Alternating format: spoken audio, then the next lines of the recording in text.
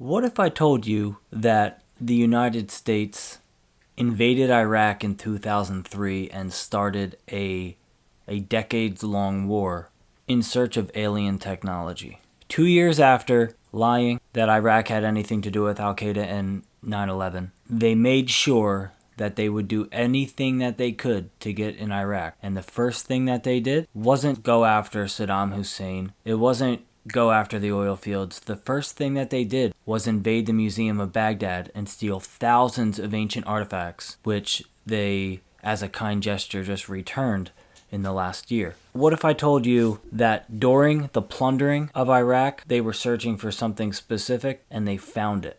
Do you know the Epic of Gilgamesh, the story of the half-man, half-god, the fifth king of Uruk, which is now Iraq? It's a very cool story. I won't get into it here, but it is the oldest piece of religious text that we have known of and one of the oldest pieces of literature.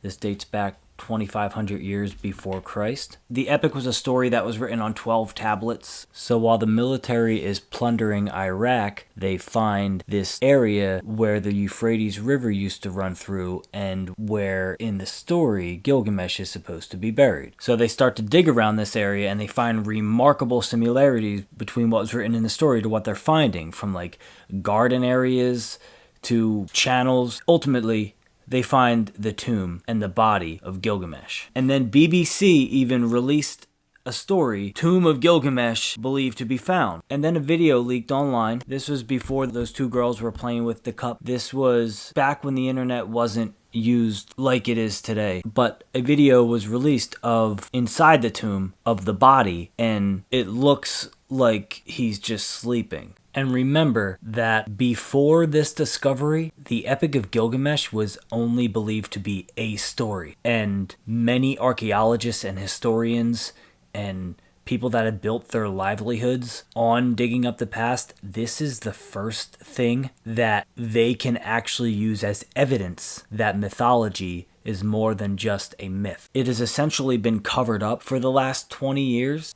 And the only reason that people have began to talk about it in the last couple of years is because, do you remember all of the fuss about Hillary's emails? And turns out she deleted like 33,000 emails. One of those emails, there was somebody that was requesting to Hillary Clinton the resurrection chamber of Gilgamesh, the location of his body, and the burial location of Nephilim. That was released under the FOIA, Freedom of Information Act. Originally, the identification number for this email was F2019-02110, and the person requesting it was a different name as what I'm able to find now off of the State Department's website. I'm able to find it under F-2021-00670. The requester's name is Vincent Anderson. Again, this is not the original name of the person, and it doesn't specify who this email is going to, but it originally was a Hillary Clinton email. And again, this does say the resurrection chamber of Gilgamesh, the location of his body, and the burial location of Nephilim. So I don't know what they're doing with the body of this potential god or alien that seems very likely that they have found, and it's just been really swept under the rug, and we potentially could be distracted by something that would absolutely shatter the world that we know it as. But I just think this is pretty cool. But knowing everything that we know about what the very, very wealthy people do with their bodies and tweaking the DNA and just what we do as people and what scientists' hopes are for the future of genetics and human existence, this could be something that people should start following, because they may have found a god and they could be trying to play God more than they're already doing with their particle accelerator out in Sweden. They've been searching for what they call the God particle for many years. What better way to find a God particle than perhaps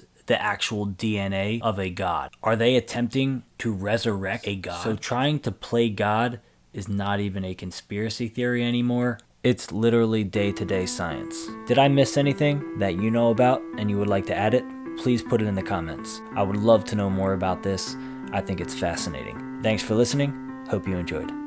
Everybody wants to talk shit, but nobody wants to listen. Nobody wants to look anything up, they want their information given via Netflix, documentaries, and ghost stories. They're not scaring me, all begging for sequels and reboots like it be